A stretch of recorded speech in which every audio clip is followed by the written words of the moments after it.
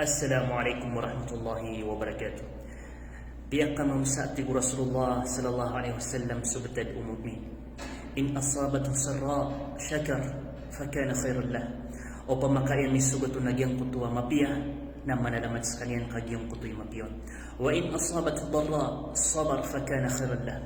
O pamaka ayang misugot nagyang kutuwa di ikasusuat o ginawa niyan na sabar kagyang kutuy mapiyon.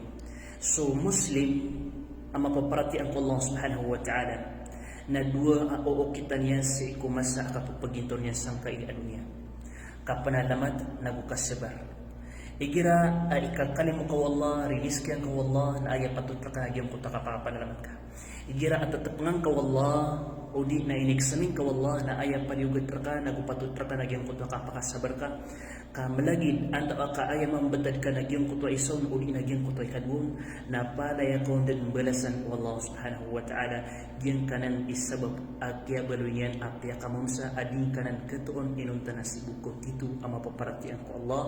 Assalam.